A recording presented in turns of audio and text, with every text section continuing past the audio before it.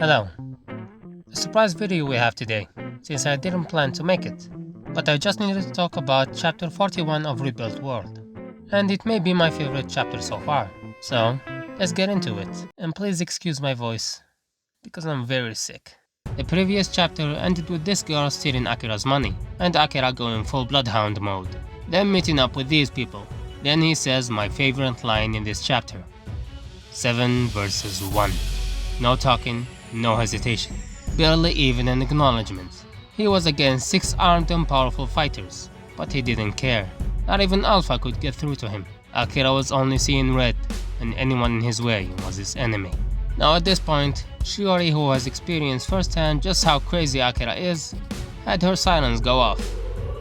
7 versus 1? This mofo is going to kill us!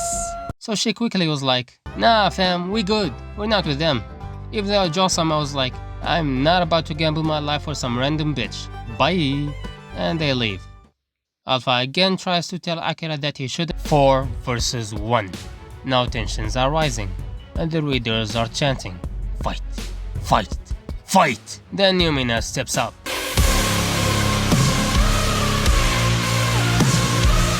Now I like Yumina. She got a good head on her shoulders. She's a smart girl, and she uses her trump card, Talk no Jutsu.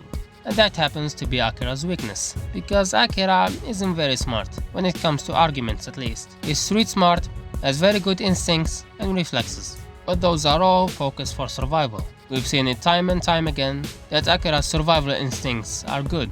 He's basically like a bear cub. He can be cute sometimes, but that doesn't change the fact that he's a wild animal and will bite your head off when feeling threatened. So since Akira isn't able to provide evidence that the girl stole his money, he realizes that the situation is not in his favor and decides to retreat peacefully. Until good old Poo-Poo Brain here pokes the bear by telling Akira it's his fault for getting robbed.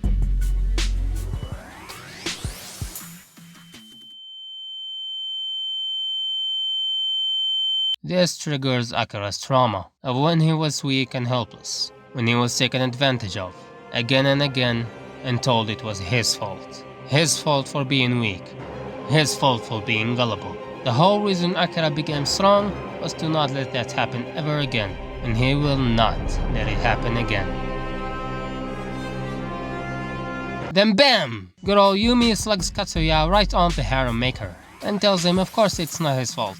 You dumbass. That leaves Akira dumbfounded, because she is the first person to ever tell him it's not his fault. Now that Akira's brain gears are jammed, he instinctively runs away. I like seeing Akira act his age. It's a nice contrast from the usual murderized Akira. This was a fun chapter. We got to see many sides of Akira, and we got a reminder of his main motivation. And that's all. If you have reached this point, here's a little teaser from the next video. Goodbye.